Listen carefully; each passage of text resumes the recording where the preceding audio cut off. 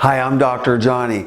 Have you ever had a lid droop from a Botox injection? I had a question from YouTube. I want to answer today. We're going to go through the dreaded lid droop, and we're also going to differentiate it from the brow droop. Okay, let's talk about it now.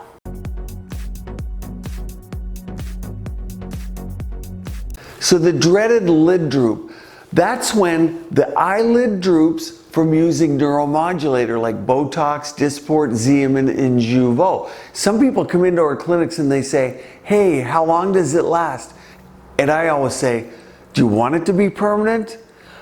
If you love your result, you want it to be permanent. If you're questionable or don't like your results, you don't want it to be permanent. We often don't get to choose. There's an injection point that causes that lid droop. And the question from YouTube was, hey, I got a lid droop. And first of all, I had to differentiate, was it a brow droop or a lid droop? The brow is when just that, the brow droops, but not the lid necessarily. But the brow can create the look of the lid drooping, but the lid droop is when just the lid droops, not the brow. And I'm gonna do a follow-up video on the brow droop, but the lid droop is just that, it's the lid. And it's from an injection point on the lateral corrugator. If you like these videos, click like, it helps build our community here. And remember to subscribe, you'll be alerted for all the newest and latest innovative videos I do. And click the bell, because then YouTube will notify you when the new ones are there, and you can be among the first to watch them.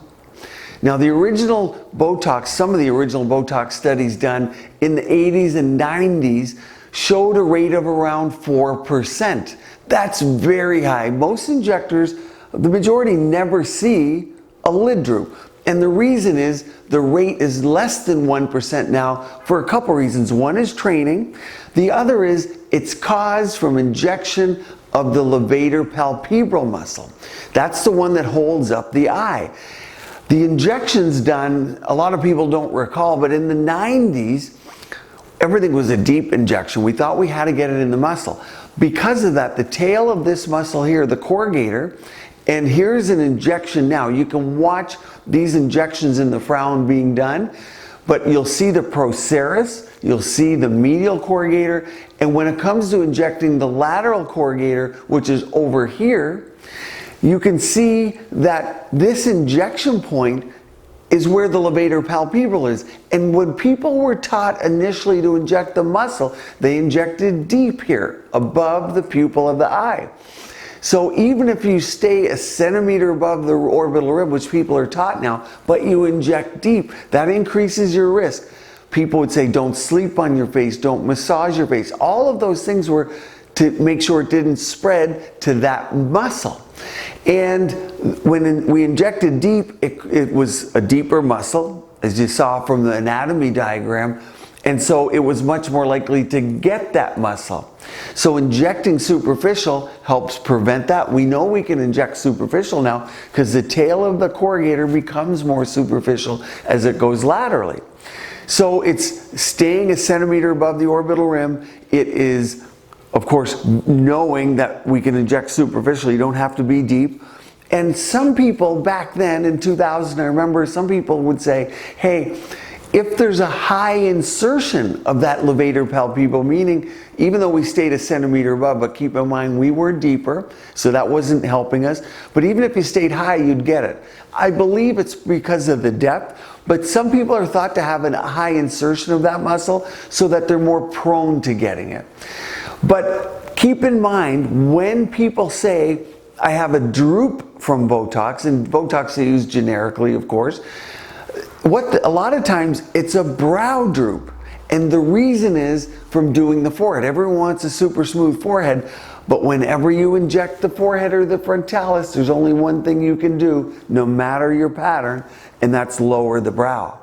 You get the low brow. Not everyone likes it. It's that sultry, very sexy look for some, but for a lot of people, it's too low. People want a high arch brow now. And we are going to do a video coming up on canthal tilt, that cat eye, so stay tuned and watch for that.